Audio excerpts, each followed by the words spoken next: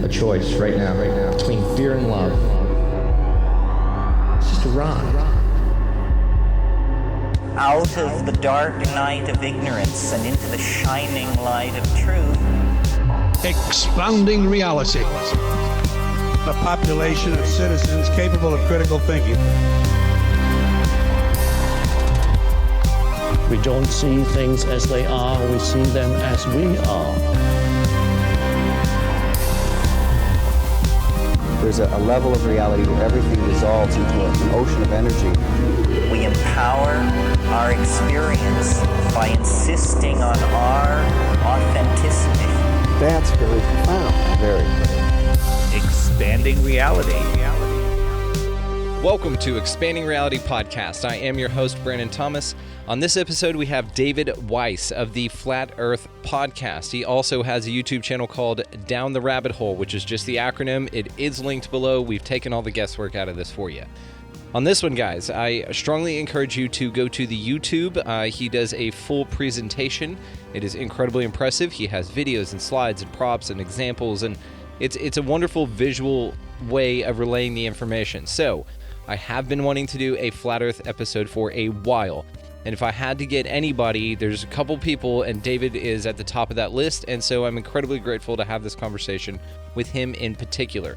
So, you guys, without any further ado, David Weiss.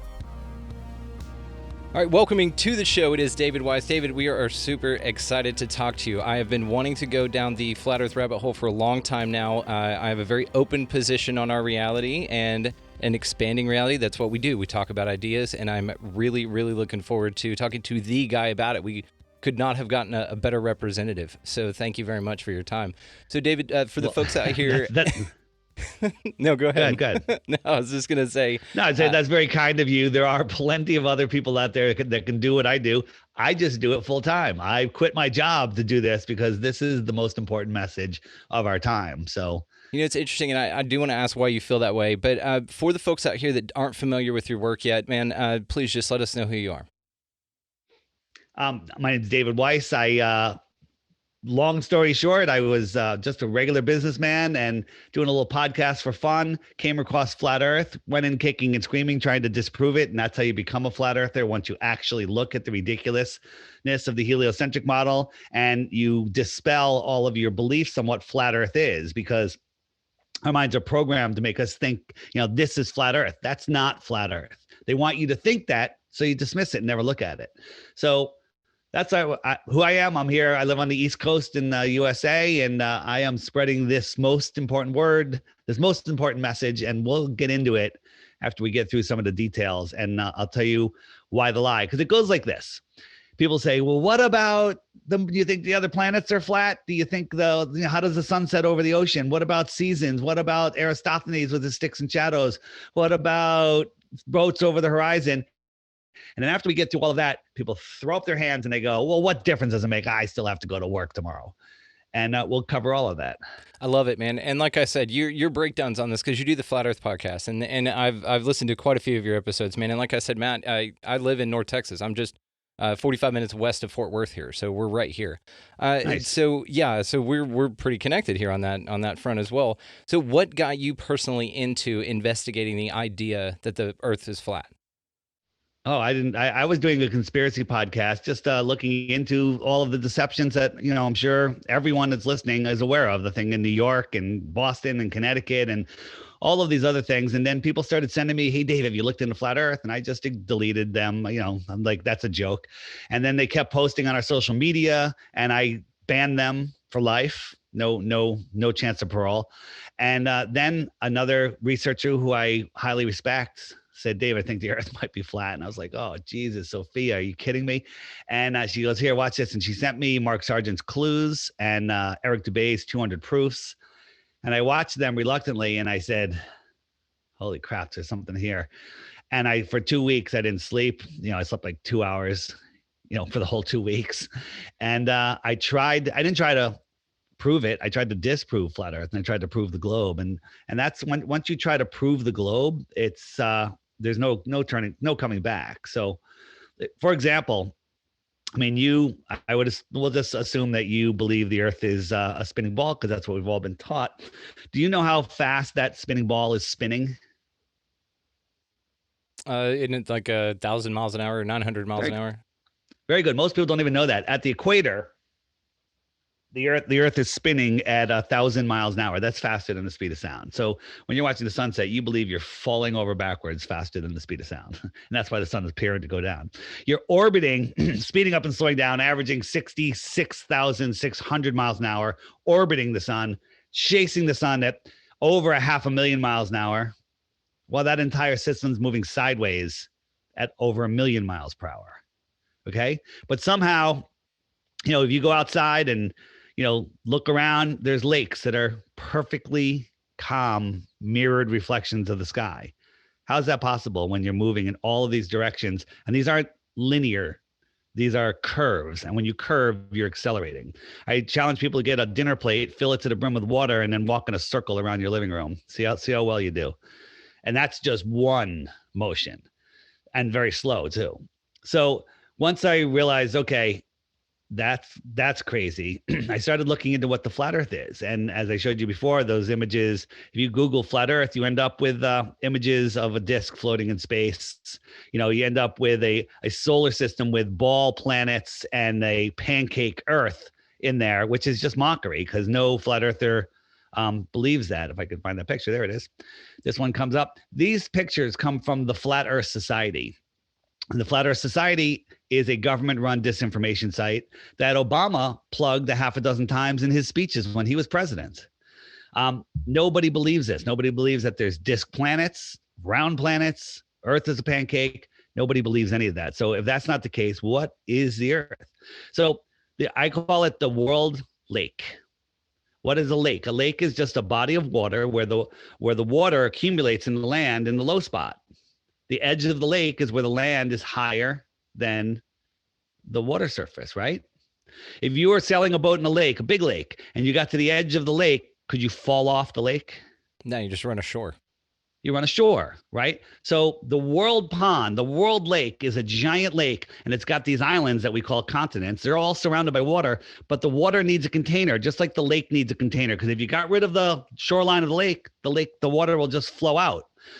Antarctica is the highest land on Earth. Antarctica is the shoreline of our world. What's out here in the outer space of Antarctica? Nobody knows. Well, no civilian knows because it's off limits until the year 2041. And by then they'll just kick the can down the road another 60 years.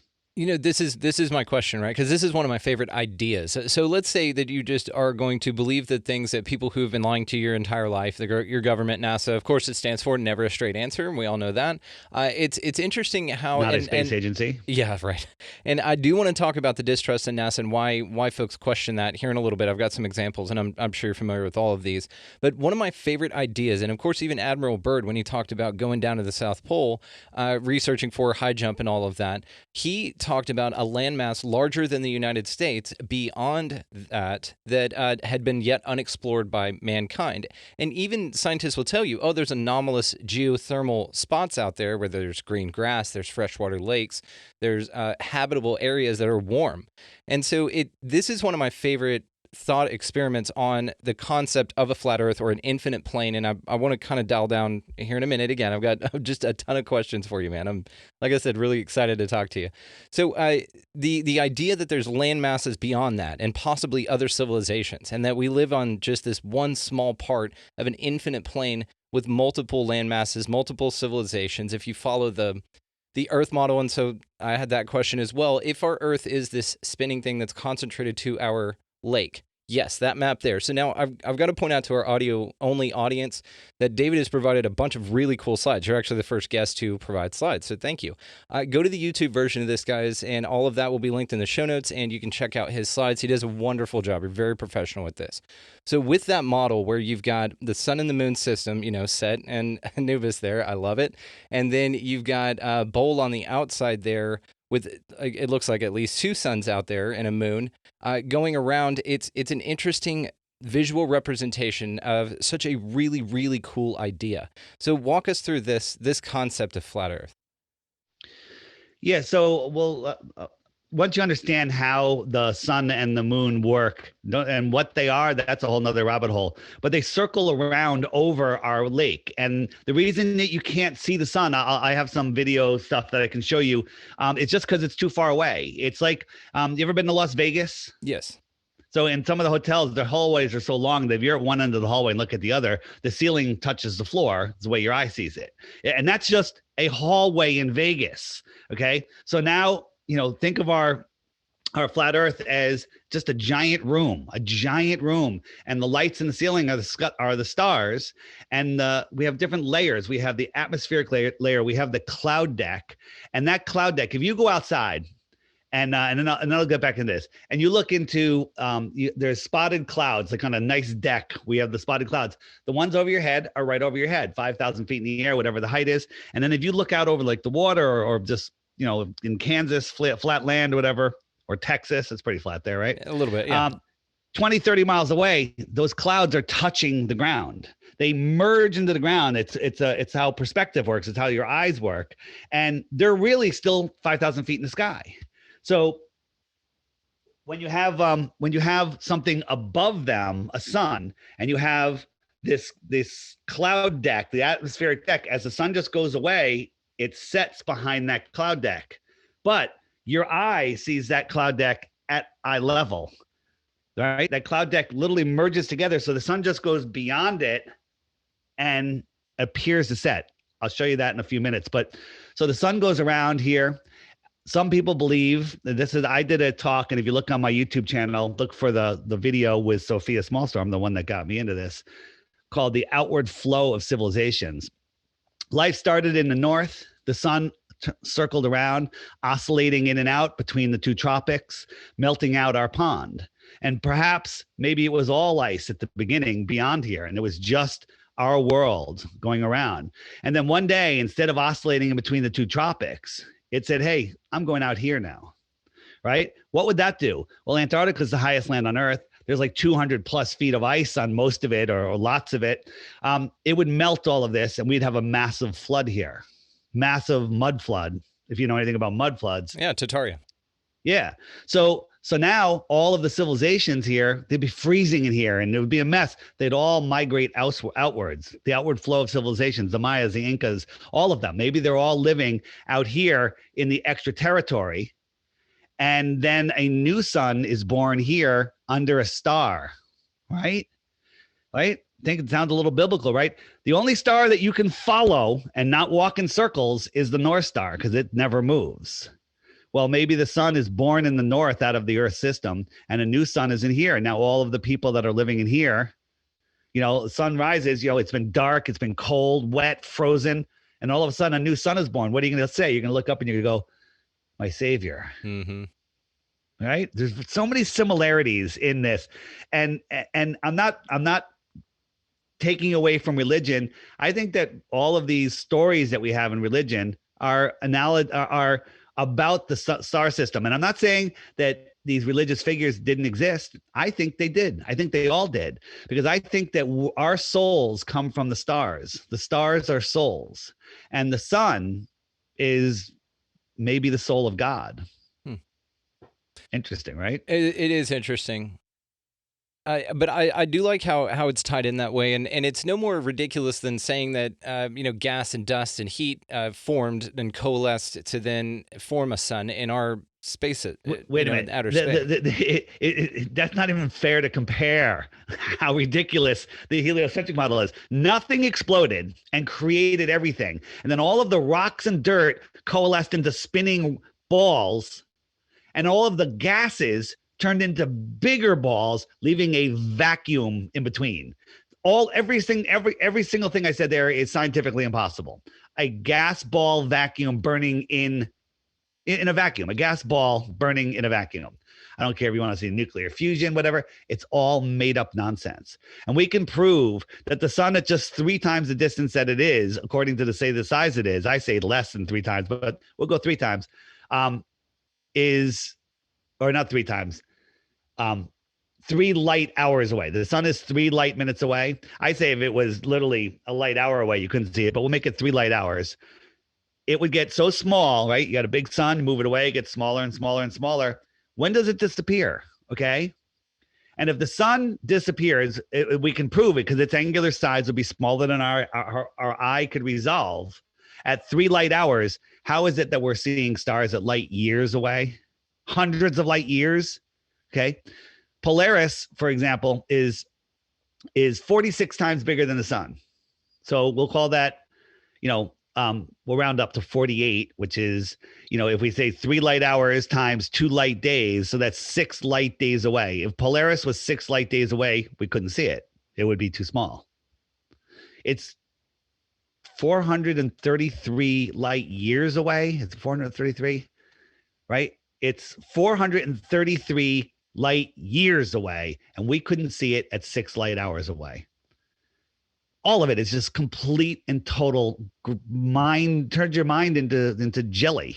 And we'll get into why here in a minute, because I that's a big question, right? But I don't want to touch on that yet. So what do you think is the most compelling evidence that this is the way that it is? I mean, is it just common sense or rational thought, or just looking at observing the universe? There's a lot of things. Yeah, there's a lot of things. Large bodies of water at rest lay flat, period. There is no curvature. We can measure, we can see things too far. Now, sometimes things are hidden. Sometimes they're hidden more on other days, less on certain days. But that all has to do with optics, refraction, and atmospheric density and mirroring, mirage, and all sorts of stuff. But we can see stuff that should be miles and miles below the curvature. For example, in Aluja, France, there is a viewing spot out over the ocean where Mount Canigou is out here at 175 miles away, but you can't see it because it's 175 miles away. And the top of that mountain from this height, according to globe math, the top of the mountain would be a mile below the physical horizon. Now, you would have to believe that this right here is the physical horizon, but this isn't. This is an optical horizon. And the light bouncing off the mountain isn't strong enough to push through the soup. Just like when you're in a long swimming pool, you can't see the far wall, even though the water is perfectly clear, because the air does the same thing. But there's 2 days a year when the sun is in between, it's migrating between the 2 tropics, that it lines up with Mount Canigou. And then all of a sudden, when it backlights it, you can see it. And the very top of the mountain should be a mile below the curve, but we can see the entire mountain. Again, your visuals are great, man. This is fantastic. This is a very visual thing because, I could explain these things to you and then you'd have to believe me, but I'm showing you while I'm explaining. And all of these things you can go verify yourself. Unlike anything from NASA, you can't verify any of it. So another way to prove that the sun you can't see the light forever. We're told light travels forever, and that's nonsense. This is a 32-degree, freezing cold, perfectly clear, 0 humidity day. I got my drone up as high as I can get it, and I watched the sun. In 5 minutes time, it went from way up, and it went down, down, down, down, down. And if the Earth was spinning, it should just keep on going, but it didn't. It went down, down, down, down, down, and then it stopped right here. Now, my friends at the beach saw the sun set 10 minutes earlier, but mine didn't go down. It sat there for 10 minutes as it super sped up, and it just faded into the thickness. It's still there. You just can't see it. Here it is again. It just faded into the thickness. Shit. Yeah. And that's because light traveling for years is nonsense. Okay. Light is like sound. It can only go so far, right? It's stronger. It's brighter, it's just another wave. So that shows you that. But my friends saw the sun set from the bottom up, and that's because 5 miles across the water was land, that the tops of those trees and the height of the land still looked like it was at their eye level because it's so far away. It compresses, and the sun got those trees, and it just went beyond the trees and set. Oops, this way. Right? It sets just due to perspective. Once you understand that, they don't teach that very, much anymore in school. So next question. Okay, so some of the fundamentals, of course. So we've already gone over the fact that it's a lake, which I love that example. That's a great analogy, man. This is, again, why I'm really excited to talk to you specifically about this. So we've got a sun and a moon system that orbit and oscillate between the tropics around the North Pole. So Beyond that, though, there is potentially a second sun, like you were talking about, maybe beyond at Antarctica, if it is an ice ring that goes around. Is there a passable way to navigate via water or via boat or something like that to go through Antarctica to get to the next ring? So the Antarctic Treaty is in place until the year 2041, and nobody is allowed to even question it. So what's beyond Antarctica? We're talking about anything above our heads, above as high as we can get, or the shoreline of Antarctica. We have to speculate. Now, there's lots of stories from the past of people that lived in Antarctica and people that went beyond to the Iron Republic, and all sorts of stuff. And it makes a lot of sense. But again, we can't these are things that we can't verify, just like we can't verify anything that NASA does. Can I show you? Have you seen my app? Can I show you how just a little visual on how the sun works? Please, the yes. Sky I have is seen a your perfect app. clock. Yeah. What's that? Oh, I have seen your app. This is in my questions to ask you because it's brilliantly designed. You did a really good job on this. I was going to compliment you on it, but yes, sir, please. Yeah. So the sky is a perfect clock, and that's impossible in a beehive heliocentric model, and we can go over that in a minute. But the sun goes around once a day. The sun is attached to the hour hand. We're actually in daylight savings time, so I have to put that back on, which is the sun is, come on, there we go. The sun is not attached to the hour hand because they have us in fake time. It's to throw our body clocks off. We are literally part of the Earth system. We can only live here on the Earth. So the sun goes around once a day. If I speed it up, you'll see that it's gaining distance on the moon, and it laps the moon once every 28 days or so. And so the moon keeps track of the weeks and the months. They used to be called months. Now they're called months. And that's how they go. And now they both migrate in between the tropics. Before I show you that, I'll turn on the stars. And the stars travel around just slightly faster than the sun. They lap the sun once a year. So the sun will stay in each zodiac. Right now we're switching from like I said, it's that Taurus into this one, and it'll hang out in here for a month, and then Cancer will catch up, the Tropic of Cancer, and we'll talk about that in a second. So, and then a year later, we'll be right back to where we are now. Like you go out tonight and look at the stars at whatever time, make a little star chart, and the next year, same night, same time, go out, look at those stars. They'll be in the exact same position. How do you explain that in a corkscrewing, crazy beehive galaxy? You can't. You can is the answer. And saying that things are too far away, so far away that all of the billions and billions of miles that we travel don't make a difference. Well, I just proved to you that we can't see a star 6 light hours away, and the closest star is 4.5 light years away.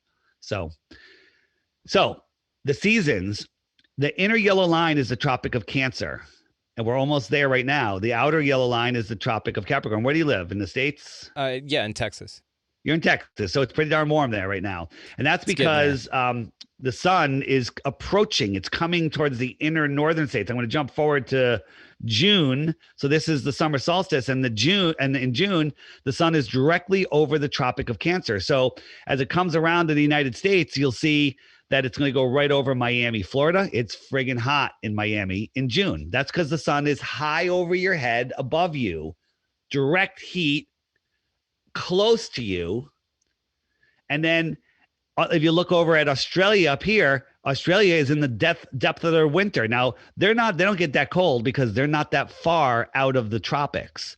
So they're having their winter, but if I jump forward 6 months, we're in the middle of our winter and they're in the heat of their summer because the sun is directly over them. Right? Imagine you and I were sitting outside 50 You've been in snow. You live in Texas. Have you always been there? Yeah, we just got snowvid a couple of weeks ago, or about a month ago, where it just went and trashed the whole state. Man, it was insane. Yeah, I knew about that. So if two people are sitting outside 15 feet apart and it's freezing cold outside, freezing. So you're sitting there freezing, and then I showed up 10 and hold over you 10 feet over you, a big giant super heat lamp. You'd be warm because the heat would be right over you, and your buddy, and it would be high above you. Your buddy would be looking at it and it would be lower. It would be over. He wouldn't have to look up as high and he'd be cold. Maybe he could feel a little bit of the heat, but he's cold. And if I move that over to him, Now he's having his summer, you're having your winter. Your sun is lower in the sky, his sun is higher in the sky.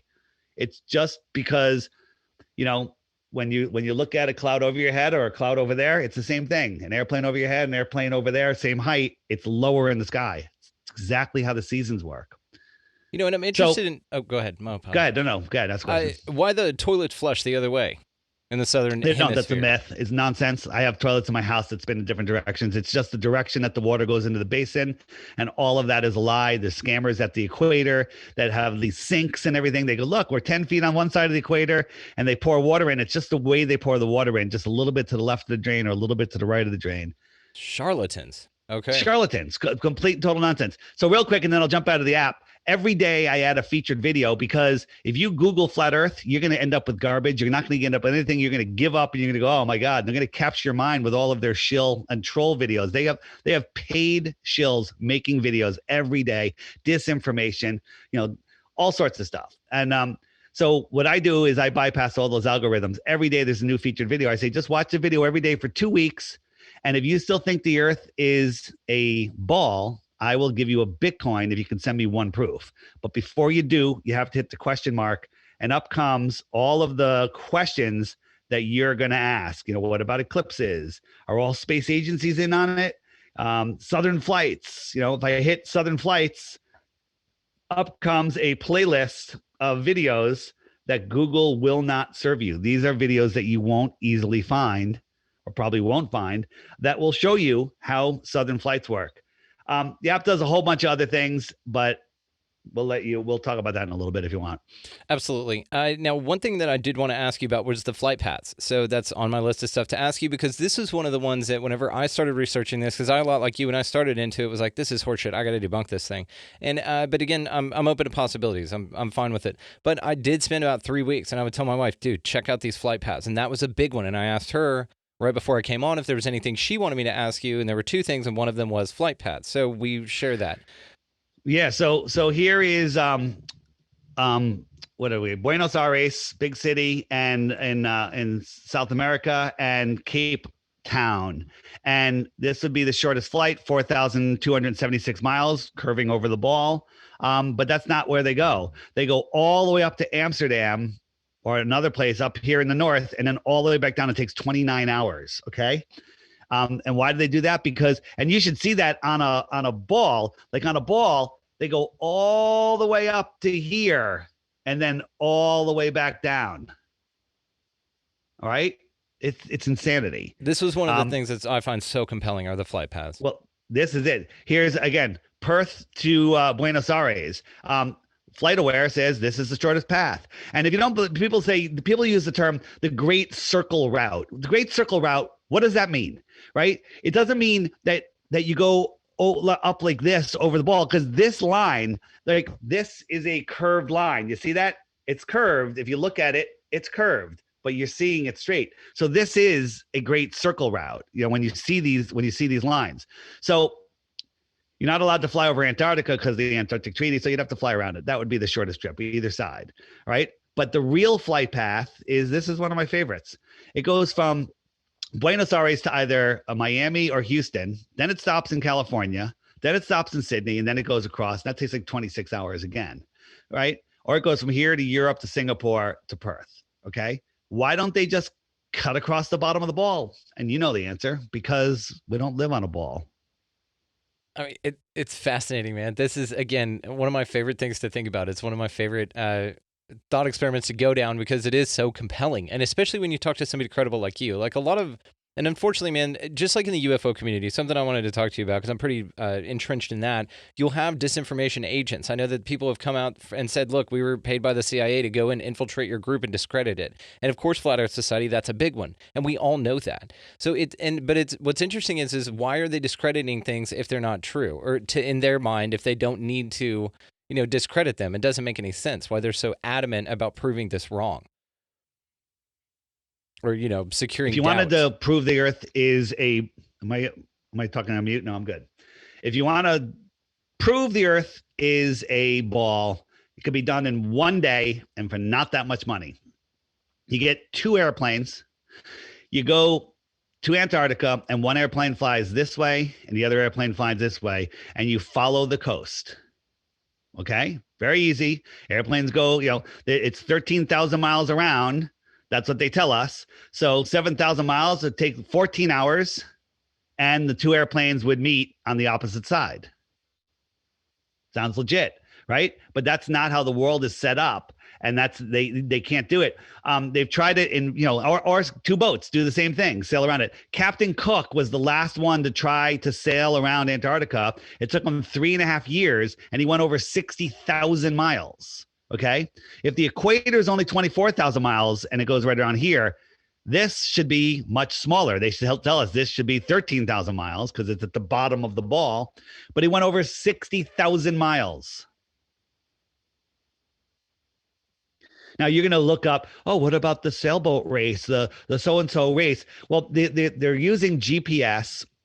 They go, I don't even know if they go south of Australia, but they don't go beyond 60 degrees south. They go, like 50 degrees south, and it takes them a good amount of time. And these are super fast racing boats, but they calculate it based on the GPS, which is lying about the distances, sailboats, winds, currents, it's hard to figure out your distance. And the average speed that these boats go is like 3 miles an hour, when we know these boats go like 30 miles an hour. Okay. Because they're just doing the math to make it add up to the size that they believe it is. When you're trying to navigate out here, you're off, you do your calculations, but then it's like, wait a minute, you have to readjust, and you're off by, dozens and dozens and dozens of miles. Because the calculation is based on a ball. Yeah, the calculation's based on a ball, for sure. And that distance would be much greater because it's further out. It's a larger circumference. It's interesting, man. So what about, okay, so I wanted to ask you about the firmament. So the firmament, is that an idea that you subscribe to, that there's a glass dome basically over the top of us, or do you think it's just more of a, go ahead. Yeah, so no, that's again, anything above us is off limits. I mean, we're going to have to speculate, but there's so many stories coming from Antarctica about sky ice that they work on down there, and that in the Encyclopedia Americana from 1958 in the Antarctic section, it said at 85 degrees south there's a domed ceiling at 13,000 feet. It says it right there, but that all got changed. Encyclopedia Britannica took over that. There's Operation High Jump, Operation Fishbowl, where they were blowing bombs up, trying to blow a hole in the firmament. And if you watch any of the videos, if you can still find them, it's hitting something. It's hitting something domed. And then if you look at light patterns and the way the sun works, it only makes sense with the dome, because in January, when the sun is out over the Tropic of Cancer, the light kind of wraps all the way around. You see how it's kind of wrapping on the outside of that dark spot, right? It kind of wraps around. So we did an experiment where we had a glass dome and we brought a light inside of it to one side, and the light wraps around. And it matches time and date. Here's the thing. Globers use this. This is not time and date. How do you explain this? Well, if the Earth was a ball, I don't care what tilt it is, what angle it is. It doesn't matter, because it's a ball. So there's always a direct line from the sun. So the sun should light up. It should light up half of the Earth, right? The sun, if this was the Earth, the sun, no matter where it's tilted, there's always a straight line. It should light up exactly half of the Earth. And that's not what we see. We see different amounts of the Earth lit up at different times of the year. And the sun changing size was an interesting one too. As it gets basically closer overhead or further away, it gets smaller. Well, yeah, there's a lot of different things when you see the way you see the sun. There's sometimes, depending on the weather conditions and the location and the time of year, the sun will shrink to a tiny little dot, and then it'll disappear. I showed you the sun fade out. If we look at there's a sunset. Well, where's the other one? Where do my sunsets go? They always move around in here. Here's one. This is clearly the sun is just going away. It's just moving away, and this is a lot of glare. So you really I'm not a big fan of the size of the sun, because the Globers will say, we'll use a solar filter. You put a solar filter on, you can see the disk of the sun pretty well. But when it gets right down near the horizon, when it's just going away, it disappears. You can't even see it, right? The sun fade out video, at the time the sun was fading out, if or even close to that time where it was sitting and not going down, a solar filter would block that and sun out completely, 100%. In that video, I just wanted to point out that whenever you describe it as going away, that's exactly what it looks like. It just looks like it's floating off. It's going away, but a lot of times with where we are with land features, with humidity over the water, it looks like the sun is going down, and I'll show you that in a second. I just want to find that other video. This is another one where the sun is clearly going away. Now it's getting dimmer because it's getting farther away, therefore it's looking smaller. There's less glare. Last time I'm going to look for it here, and then we're going to skip it. I actually played it a little while ago, and now it's gone. Because if we're just rotating, right, the idea that it changes sizes, it doesn't really hold water, because it should be the same damn size, because it's, how big, and 93 million miles away. Well, that also, when you're looking across the land, you're looking through tons of air and moisture. So that's going to magnify things, right? When you're looking up, you're looking through less. So it could get bigger as it goes away, right? But this is in the high plains of Africa, super dry, super clear, and the sun just going away until it just gets so far away and it kind of gets eclipsed by the atmospheric deck of opacity, which I call it. And again, the magnification of the atmosphere is very, very interesting. If I could find another video. Where is it? As the sun goes away, it's getting smaller, but it's also being magnified on certain weather conditions where it's getting bigger as it's going away. So it kind of like balances it out. But on different days at different times, it'll look different sizes. Here we go. So this is a magnification lens that's imitating the atmosphere. And this is a candle that we're just sliding across a flat table, and it's rising. This is not the edge of the table. This is the table. I'll show you what it looks like right here. So here it is. And we're just dragging the sun away. The camera's looking through the atmosphere, and it looks like it's going to just set, even though it's still above the table. Now imagine you added atmosphere in there that's going to block it over distance too. I call it the atmospheric deck of opacity. At 6 feet tall, I'm standing here, and let's say 50 miles away, the air just is so opaque I can't see through it. If I was 100 feet in the air, I would say maybe it's 55 miles away. If I was 200 feet, maybe it's 60 miles away. So that builds an atmospheric deck of opacity. And so if you have the deck of opacity and the sun is just going away, it sets. But perspective makes you see that deck of opacity, just like the clouds. It levels it out. It all goes down to the horizon. So you see the sun go like this. Yeah. And it just goes away. The sun just goes down, down, down, down, down, and away. And I'll show you exactly how that happens. This is my flat Earth kitchen counter. Yeah, so just like the flat Earth. It's flat. You seen this? Oh yeah. I've looked you up, man. Okay. Yeah. All right. So I'm moving the sun across this flat line, and I'm just showing you that it never goes below anything. These are mountains or atmospheric deck, whatever you want to call it. And I'm just moving away. Now I got another camera on the other side of the table here from the terrestrial point of view instead of a celestial point of view that we have now. And it looks like the sun is going down. This line is level, as I just showed you, and it gets eclipsed by this, whatever it is. I don't care if it's 5,000 feet in the air or 100 feet in the air. It's eclipsing the sun due to perspective, but it looks like it's at eye level. It looks like the horizon in the distance. And when I compare it to an actual sunset, you can't tell the difference. It's the exact same thing. Here's a sunset. You think this is the horizon, but the atmospheric deck of opacity is right here, and the sun is going. But from a viewer on the beach, you can't see this space right here. The sun looks like it's touching the water because this space is so small your eye can't see it. So it looks like it's already touching the water, but it's not. It's just going beyond.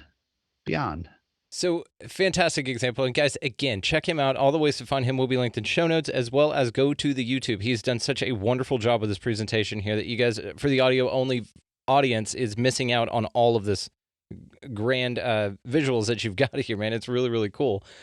So let me take you back to the firmament for a minute, because this is a tricky one, right? Conceptually, just to kind of wrap your mind around. So let's say that we do have a glass dome. So it'd be basically dome size, so it's taller, I don't know, in the middle, basically, and then it gets shorter or closer to meeting the ground as it goes above. So it's like a lid that's over us. So how does that... cake topper. Like a cake topper. That's a perfect example, absolutely. So how does it compare to if there's more land masses and extra suns and we're able to access that stuff out there? Does that mean that the dome goes really, really, really far, or that people have figured out either how to dig under it or something? Well, first, is it an energetic dome? Is it a physical dome? I kind of think it's a physical dome. A lot of flat earthers will say, well, you can't have high pressure next to no pressure, a vacuum of space without a physical dome. Well, I don't believe space is a vacuum. And people say, well, we believe space is water. Well, you can have a bubble on the bottom of a pan that's about to boil, a pot of water, and it's holding up the waters above without a physical barrier. I personally think there is a physical barrier. So with all that said, what is that? So what is a dome? Is it possible there's domes on tops of domes on tops of domes, and then beyond there is another pond with other domes? Or is this the only place on the Earth plane? Or is this a pimple on the Earth's plane, right? The tiniest little spot where there's a quadrillion other ponds out there. Or maybe this is just the one creation. Okay. One of my favorites is the billion other ponds thing, right? And maybe that this is what afterlives are. And I want to get into some other things with you here in a minute, but you've got a great visual representation of this, because one of the big questions is what the hell's going on with the planets and the moon and stuff. Because I can tell you, just as a guy out here with just a shitty telescope, I could see Saturn, man. I can look out, I can see it. I could see the rings around it. I could see it too. I could see Jupiter. I could see, the moons around it. They look What spherical. Are you seeing? Well, are you seeing the actual planet, or are you seeing light as bright as a freaking star? So here's the thing, right? Because I don't have a fantastic telescope, but I'm seeing the actual planet. Like, you can see the actual planet. It's not one of the diffused light looking things where it's twinkling. This is the actual damn planet with my own eyes that I'm seeing. So that's one of the big ones, right? I mean, not from NASA images, from my backyard. Yeah, I got it. I'd like to, I don't know if you don't have a camera hooked up to it, but when you really look at planets through good lenses, you see that they're not terra firma. They're lights, and you have to believe, this is Mars through a P900. It doesn't look like a planet to me, but when you look at it, farther away, it kind of does. But the thing is, you have to believe that this dusty, dirty ball is sending light all the way back to Earth, ignoring the inverse square law of light, which means every time you double the distance, it's a quarter of the brightness, and it's brighter than any star. Does this look brighter than any star? Looks like Devon Island. Looks like a day. It's Devon Island, right? Yeah. So again, science. Flat earthers love science. We use science. Globers just make up words. They're like, well, science and physics. I'm like, well, what science and physics? They're like, all of it. I'm like, what? Give me one example. I don't have to give you an example because you won't believe me. You'll say it's fake. That's all globers have. They have nothing, right? That's why I'm offering a Bitcoin to anybody that can come up with one proof of the globe. So, when you look at stars, have you looked at stars through your telescope? Yes, but those are much less defined. Those are much, much more blurry. And they look almost like a particle, like if you're in a pool or something, like a particle floating above you, and you're looking through water. That's what it looks like. Yeah, they look different. I mean, this is the star Arcturus. This one is my favorite. It's crazy, and it's easy to film. You can kind of see it with your naked eye. Once you see it, then you look at it and go, oh, that's what I'm seeing. But we've been brainwashed into thinking we're seeing these giant burning balls. This is the star Capella. Amazing. Full of sacred geometry and color. It's truly amazing. And Sirius kind of looks like it's underwater a little bit. But these stars are here. They're small. They're close. What are they? I don't know. I think they have to do with the souls of humanity. I think that we're all here having this journey. expanding the mind of God through our soul, taking our soul, like we're having this in this avatar suit with a soul, and we're here in this amusement park. And our job here is not to lose control of our soul and not to break anyone else's free will. You know, you and I align on this. And I've said it forever. We're individualistic expressions of a god or a source or something like that. That's one of the theories I subscribe to as well. So we definitely align on that. And these images that you've got here of the stars in the sky, you know, looking like that, it's fascinating, man. And you're right, because whenever you look up at them, they say, "Oh, the planets are fixed. The stars oscillate like that." Well, whenever you're looking at that, so beyond orbs and stuff, so they're just fixed, or they're just like a blanket above us, basically just for visual? That's a great question. I don't even know if they're physical, the things that we're seeing, because we sent balloons up in Arizona on perfectly clear nights with cameras pointing up, high def cameras that could see the stars before it even took off. And you'd think the higher it gets, the brighter and clearer they get. But at 50, 60,000 feet, there was no stars. They all disappeared. Okay. So don't ask me, man. Again, that's some crazy stuff going on up there. So what do you think is below the Earth? Do you think that it is an infinite plane? And like you said, the possibilities are that we are just this one isolated pimple on the plane of Earth, and then there's, you know, millions or an infinite number of them, right? With maybe just it's a different bad case of acne. Yeah, right. Yeah, the hemorrhoids of the infinite plane. But you know what? It would literally, you know, it could be infinite. You know, I don't know. You know, I don't know what it is. But again, when you look at the planets, I mean, they show us this. They tell us this is Jupiter. This is a model, okay?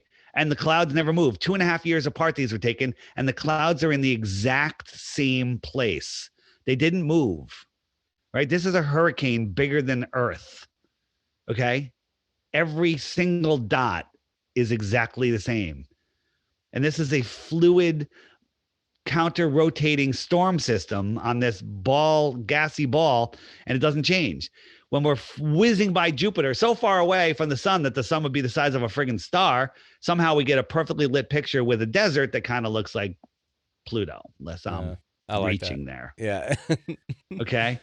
If you look at Saturn, if I can find my picture, Saturn is the famous picture of Saturn. You know, they made it before Photoshop, and they made it really crappy, and they never expected that we were going to take their original picture, put it into Photoshop, and crank up the levels, and we could see all the layers that they put in. Now, when you look at Saturn, you see this lit ball, looks like a ball, and this thing that we're told is a ring. It looks like a ring, but the ring and the ball are equally lit. They're both lit, like they're both a light, like they're both fluorescent lights, like the light is coming from within them.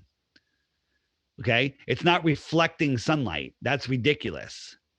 So next time you go look at Saturn and you see this, because you can see Saturn with a pair of good binoculars, decent binoculars, or a good super zoom camera, you will not see this. You will see I don't know what it is, but you know, there's a lot of significance to Saturn's, you know, Saturday is Saturn Day. Sunday is the Sunday. Monday is Moon Day. Right.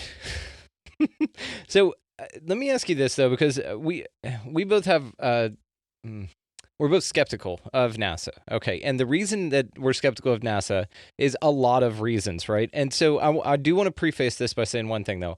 I've had a gentleman on the show who's a good friend of mine, actually. He worked for Boeing and did NASA projects for 40 years. He is an interesting guy. And totally legit. And here's the thing, is I wanted to talk to him about, you know, conspiracy theories and all that good stuff, like the moon and the Van Allen radiation belts and all that. You know, why in that 65 video of the first time somebody was outside the space, you know, a rocket did the helmet turn, and it's clearly claymation, right? So it's clearly a lie. And so this is the thing, right? He wouldn't know. And that's the deal, right? Because he wouldn't know. There's people that build satellites, people that build valves and doors and engines, and they send them to they send them to NASA, and they believe that they're going to space.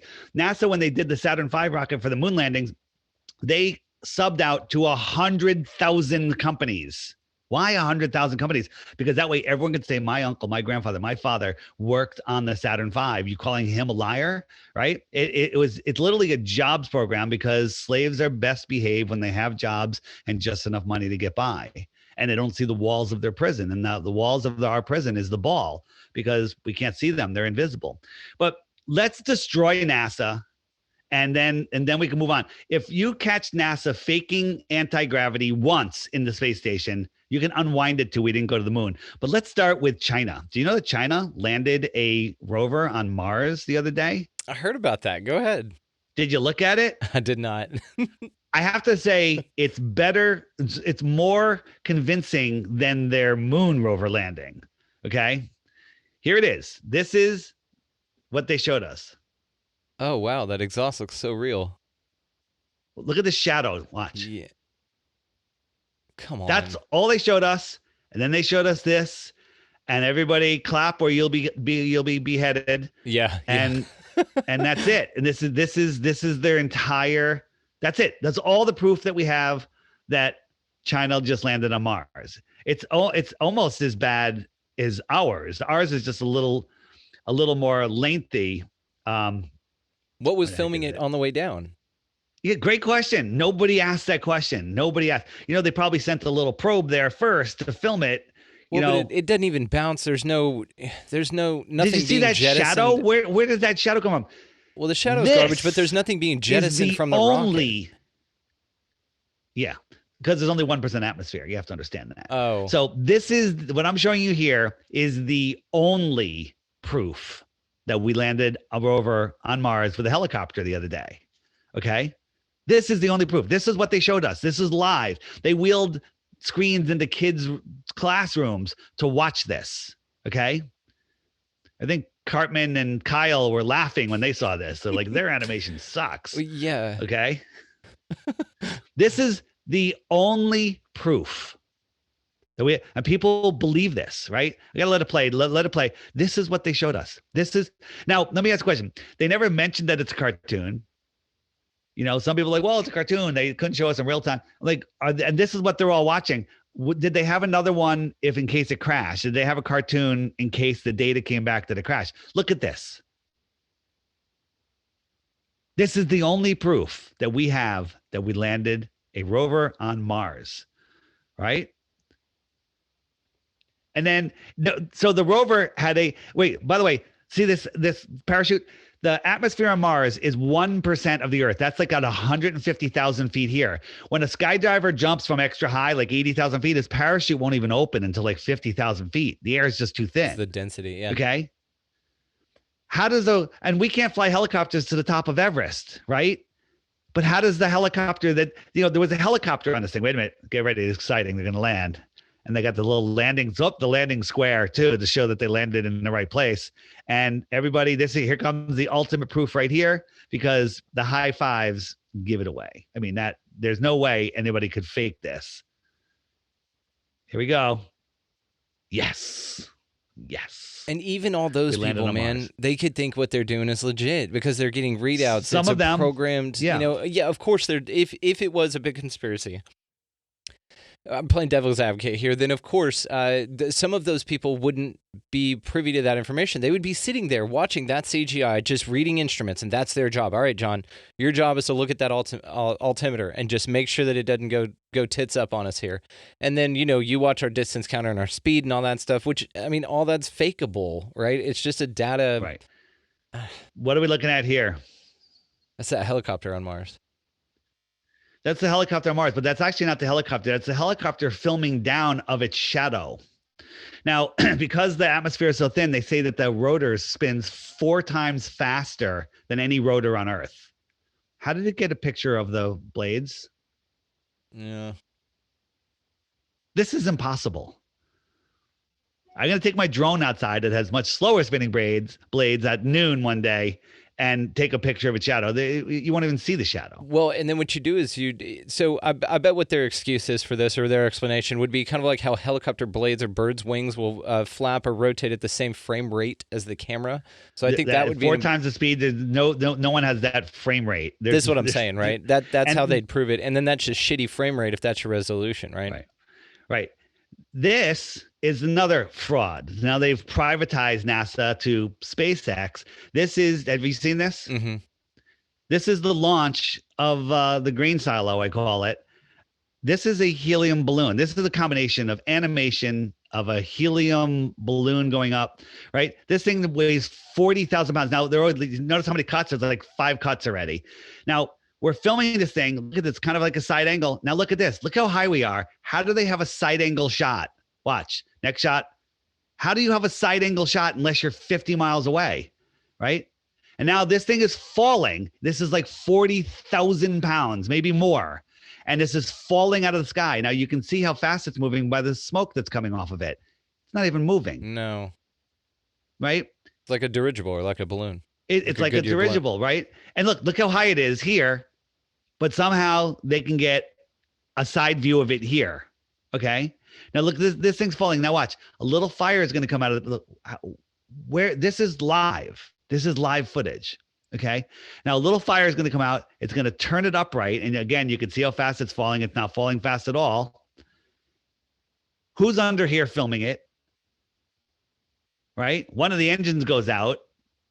2 of the engines go out, and it's going to land perfectly. What is all of that dust?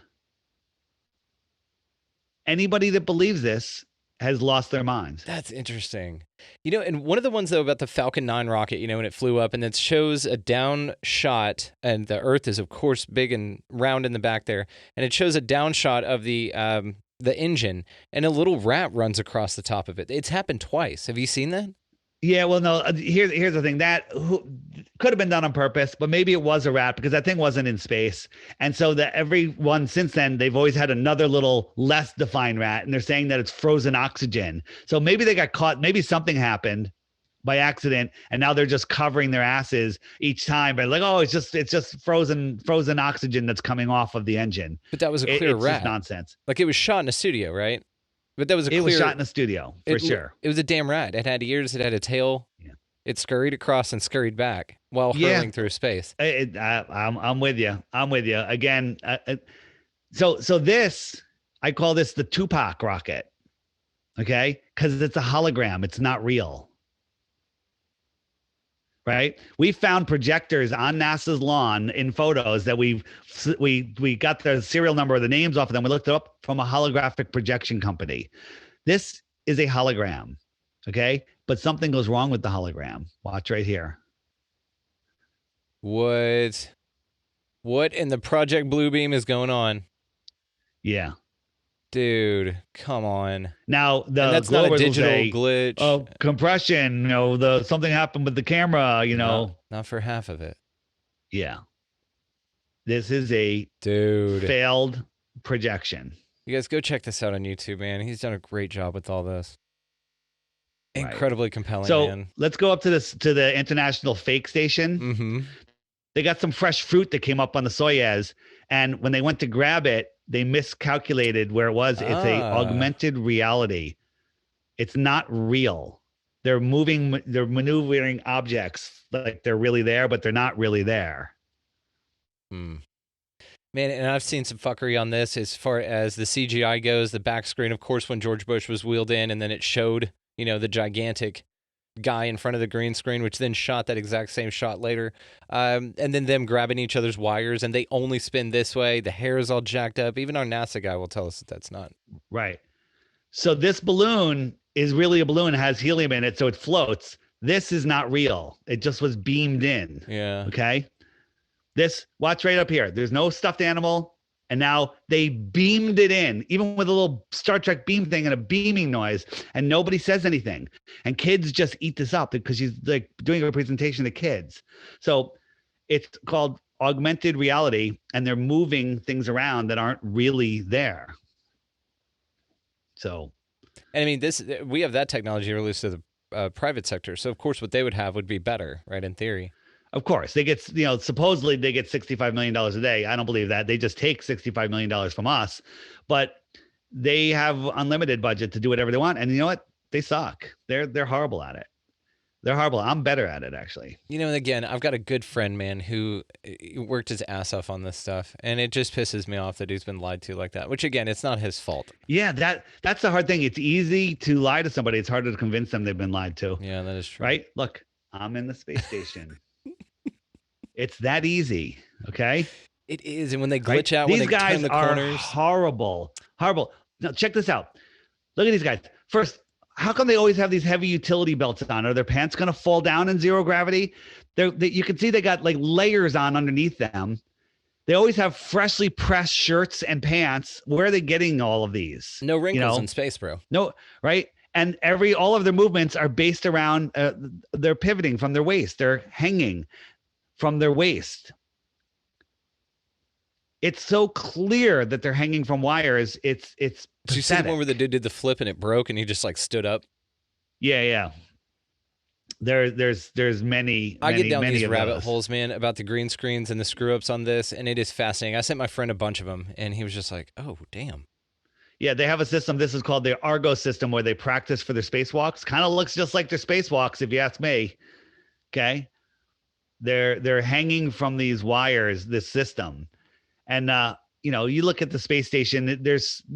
Every single thing about it is impossible. It's completely impossible. Sometimes they're hanging from wires. Sometimes they're on a zero G plane. The sometimes parabolic flights. Yeah, right. This guy's hanging from a wire right there. You can see it coming up out of his shirt. It's pretty incredible. And they always spin that way. They never spin the sideways. Always pivoting from this guy. This is the guy that falls right here. Bam. Skadoosh. And then he just stands up. He's like, I'm all right. Yeah.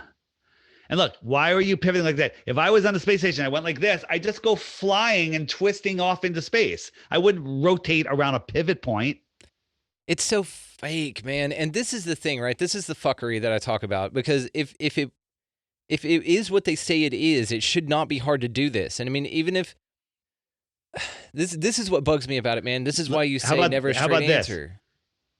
Space station, right? Yeah.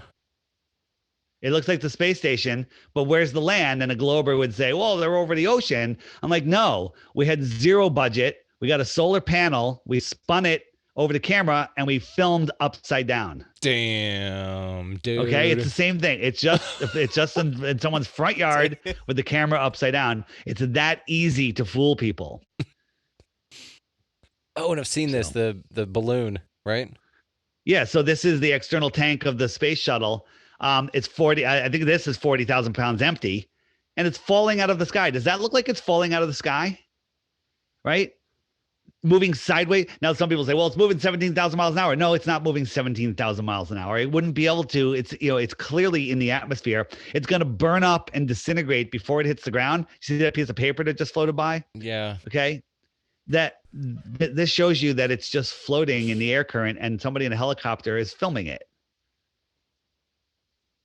Dude, I mean, the space shuttle was a blimp. No one ever was on the space shuttle. You could see it was heavy winds and it was bouncing around like a bouncy house. Okay. That thing weighs 4 million pounds. Do you think a little wind is going to make it bounce around like that? This thing is a giant helium tank. Now, these external boosters had some fireworks that come out of the bottom just to give it a little thrust, but the helium did all of the lifting. And then they just let it go. They released it like you do a balloon. Yeah. It's unbelievable. And that's why it always turns over upside down, because the external helium tank is lighter. And that's why it flips over, because it's the lightest part. Damn. I mean, it's just so compelling. It's so interesting. And of course, if they fake one little bitty bit of it, why the hell would you, right.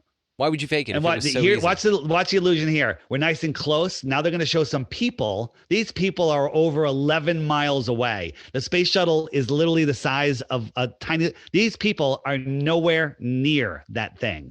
But with the editing, they make it look like they're right there, but they're not. Okay. These astronauts are also probably in another place completely, in a studio, because they're not there either. And these people are nowhere near this thing. Right? It's beyond a tree line, beyond them. It's so far away. And this thing has superheated thrust coming out at, 20,000 miles an hour. Everything here would be obliterated. This fence, when a tornado at 300 miles an hour would turn this fence into a pretzel. Okay. This thing is shooting superheated at 20,000 miles an hour, supposedly, because the thing goes, 25,000 miles an hour. The thrust it would be incomprehensible. This is all smoke coming out of the ground to obscure what you're seeing. These are mostly lights inside of this smoke plume that's coming out of here. Okay. Well, NASA has that cloud machine that'll make clouds. You know, they've shown that. They've proven that. They showed that, but that's that's how they can make that cloud formation. Right. And then if you watch if you could just look up space shuttle launch, you'll find this video with the sound. And when these things come off, you hear the second they come off, you hear the charges release them. Well, this thing was 30 miles downrange. If it was only 20 miles downrange, that sound wouldn't reach you for 90 seconds after you saw it, just like thunder and lightning. Right there, you hear it as it happens. It would take 90 seconds for that sound to get all the way back to you, if it even got back to you. But in the video, it's in there for effect to make you believe, right? This thing's going over 17,000 miles an hour. How's that thing going sideways over 17,000 miles an hour? You can see how fast this is going by the speed of the wind. Like, look at the smoke. I mean, maybe this is going, I don't know, 60 miles an hour, 50. It's people are just brainwashed into believing anything, right? Do you believe Tesla? I mean, Elon Musk sent his Tesla into space. It's always looked fake to me, man. I want to believe this stuff, man, because it's so cool. That's the booster I was talking about. Yeah. So this as it's going by the Earth here. If they took this picture right about, let's see when the Earth gets in the frame here, right about now, boom, boom. Wouldn't that make a nice poster in a Tesla showroom? It would. It's nowhere. It's in no Tesla showroom. It's on no Tesla advertising. It's on no magazine covers. There's nowhere. They didn't print this anywhere because it looks so horrible that they just wanted to make it go away. And it's really hard to even find this anymore. But Elon Musk at the press conference, it goes, well, you can tell it's real because it looks so fake. We'd have better CGI. Quote. Yeah, and this is the thing, right? I mean, we're at about the agreed upon time here, man. So, but I just wanted to wrap up with this. So here's the deal, and guys, go look at this video number one, and go check out David because he's fascinating. You do a great job, man. And this is the thing, right? When you say I want to believe the heliocentric model, and I want to believe we haven't been lied to, and I want to believe, that we're some small little tiny speck of dust, and I understand the difference, and we don't have to break down the psychology here about how, well, if you believe that we're a small little speck on a tiny little backwoods arm of a shitty galaxy, then makes you feel pretty insignificant. It doesn't make you feel very special or worthy, or it doesn't give you the impression or lead to the idea that there's some higher power out there that's got your best intention at heart, or that you're a part of something wonderful like that. Now, the other thing about that is the flat Earth model, or the infinite plane with dome, or however you want to say it, is it's a pretty specific. It says you're here on purpose. You've got something to do here. You've got a job, or it's a ride, but it's made tailored for you for this experience. On top of that, why, they don't want you knowing your true power. They don't want you to know that you're at the center of creation. They don't want you to know that your thoughts create your world. You and everyone listening, everything you have in your life is your own fault. It's the way you think. It's everything that you've done. If you think that you're in poverty, you're going to be in poverty. If you think that you're going to succeed and you truly believe it, the universe will deliver. Okay. This place is magical. And basically, you're here for an experience and you're having that experience. You may not think like, oh, I wish that wouldn't happen. But, all of the stuff I went through in my life, thank God it all happened. At times I was like, oh man, this is such a pain in the neck. But it all works out if you allow it. You are your worst enemy. Fear is your only thing that causes issues. Fear is the only thing. The only thing to fear is fear itself. That's what Roosevelt said. If you can believe any of our history. So again, they don't want us to know that if we all woke up tomorrow and said, we're done, we're not going to listen to anything the government says, we're not going to do anything they say whatsoever, there's nothing they can do about it, because the only control they have of us is in our own heads. Right. So people have been brainwashed. They live in fear. They have us spinning out of control, lost in space, where an asteroid could take us out. Nuclear bombs are going to take us out, terrorists, running out of water, running out of food. All of that is nonsense. It's all garbage to control your mind. So they don't want you to know that you don't have to give your power away, but they get us to give it away. They're not allowed to take it. That's the other thing, because they're not allowed to break our free will. But they convince us to give it away. Kind of like a vampire. You got to invite them in, right? Yeah, So- it really is like that. Truth in the movies, lies in the news. So again, the reason I left my own very successful company to do this is because if we ever get our freedom back, how long will we keep it? When there's people in charge that know the truth of this place and know the power of this world. It's a damn good point, and you're right on board here with the manifestation and creating your reality. We're big proponents of that here. We talk about a lot of that, spirituality, manifestation, all of that, man. So you really wrapped it up nicely here with that concept. So like I said, guys, I will be linking everything in the show notes. Please go check out this video. He did a great job on this. David, man, you were fantastic. Is there any final words or anything that you had for us? No, that's it. You can check me out at the Flat Earth Podcast. We haven't done a lot of episodes, but if you haven't seen them, they're still all relevant starting from the first one. TheFlatEarthPodcast.com, the Flat Earth Podcast Facebook page. My YouTube is Deep Inside the Rabbit Hole. It's just the initials for Deep Inside the Rabbit Hole, DITRH. And my app, the Flat Earth Sun, Moon, and Zodiac Clock app. If you're watching this, you can just point your camera at this QR code, or just go to the Flat Earth Podcast and you can find all the links there. They're already trying to hide it in the Google Play Store. They have another one by the same name, by the Flat Earth Society type people. Mine is by Blue Water Bay. Just make sure the icon looks like this. But just go to the flatearthpodcast.com. The link is there. It's $3. And that's it. You own it forever. Unlike a beer or a cup of coffee, which you don't own very long at all, and it probably costs more than $3. There is a pop-up that says, would you like to donate for 99 cents a month or $11 a year? You can exit out immediately. There's no ads. It only shows up once a day, and you still get everything. So it's only because so many people love the app and they wanted me to keep adding more stuff. They said, can you put a donation button? But I can't, but they don't let you put a donation button. So I put a subscribe button that gets you nothing other than one pop-up for 1 second a day. It's not like a pop-up, you got to watch an ad, none of that. The other thing I want to say is the trolls follow me everywhere. I have full-time trolls. They're going to show up in your chat. They're going to comment on everyone's post. They're going to say I'm a scammer. They're going to say Flat Earth is dead. They're going to say all this stuff, but they're never going to offer one proof of the globe. All I need is one proof of the globe, and I will pack up and be done with this. And then if you go to their channels are what I call the comprehensive globe proof channels because they have zero content. Okay. So like, isn't there a Professor David, right? There's I call him not Professor Dave, but right. He won't show up. There's just these YouTube trolls. Those guys will just do hit piece after hit piece on us, straw manning us and gaslighting us, but they'll never talk to us directly. They pretend that they want to talk to us, but then they'll never talk to us. They'll say, well, we'll do a recorded and I'll send you questions and you answer them and then I'll make a video. No. I want to have a conversation just like you and I are having this conversation. Absolutely. And I apologize for disappointing you because I remember on the phone when we had spoken before, you said, well, what do you think? And I just said, man, I'm open. And you were like, damn it. I like to talk to people who are complete globers and prove them wrong, right? When someone says they're open or I say, what do you believe? Flat or globe? They go, well, you're as soon as you don't say globe, you're a flat earther. You just don't know it yet. Some people are at different levels of knowing it. That's completely fair. Well, David, like I said, if you hem and haw at the globe for a split second, you're already toast. Yep, seeded doubt, right? That's it. But like I said, your observations and the things that I've already been looking into with NASA, even though I've got a friend that worked there for a really long time, it's all of this stuff, man. It's that you put your faith into people that have lied to you forever, and so then I have gotten the comment as well. They're like, oh well, NASA, the government's full of shit, but it's NASA's not. And I go type in NASA, and it's NASA.gov. I'm like, okay. What else?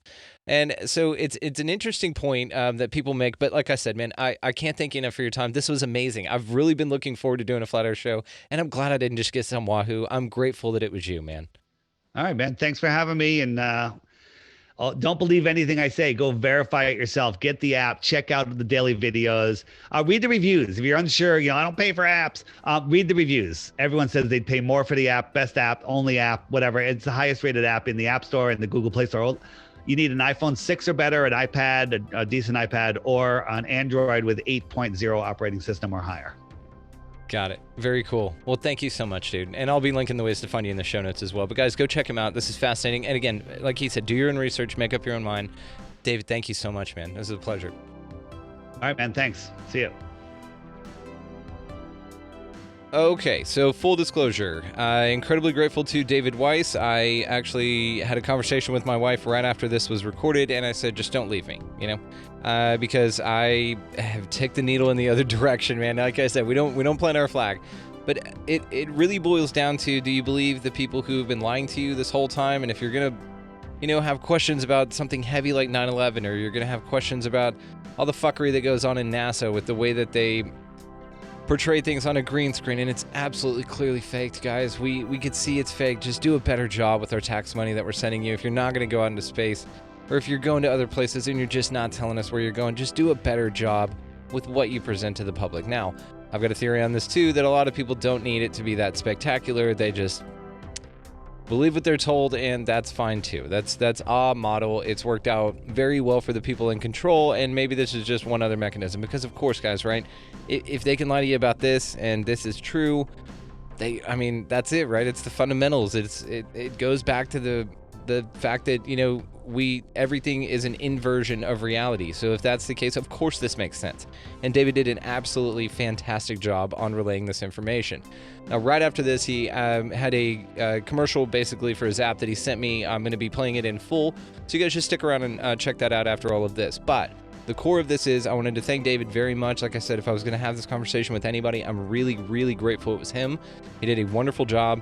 He's not pretentious. He's not, an asshole about it. He just presents an observational fact and uses a lot of science. And if we're going the route of common sense here, this is a pretty damn good argument, to be honest with you. But that being said, you guys go out and traverse this possibly flat earth of ours this week, and just pick up a piece of litter, get out of the left-hand lane, do something nice for somebody else, buy a meal for a stranger, and just go on out into the world, guys, no matter what it is, and just be good to one another.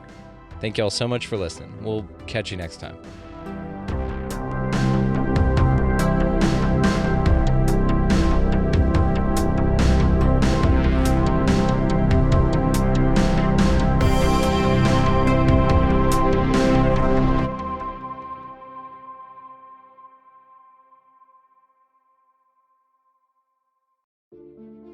The Flat Earth Sun and Moon Clock App, a dynamic new app to teach family and friends about where they actually live. The sky is a perfect clock. The sun measures the hours and days. The moon measures the weeks and months. The star constellations measure the seasons and years. 12/12 or 24-hour clock face, or go hands-free. The Flat Earth Sun, Moon, and Zodiac Clock App with new added features. World Time. See what time it is all around the flat Earth. A true Earth compass that shows true navigation across and around the flat Earth plane. Weather. Tap for detailed local weather information. Know what phase and where the moon is at all times. Watch the sun travel between the tropics for the seasons. Select an amazing background. Add your own, or have the app change it to a new one automatically every time you use the app. Add a countdown to your next big date. Learn the truth about our world with the featured video of the day. Web button for additional flat Earth related features, from the mythical curve calculator all the way to Tartaria. While talking to friends, easily pull up pictures that expose the globe lie and shine light on the flat Earth truth. Video playlists in different languages. See the real trade winds circling the flat Earth. And clean screen features. Simply click off the items you don't wish to see. The Flat Earth Sun, Moon, and Zodiac Clock app is the best tool to show your friends and strangers how our flat Earth actually works.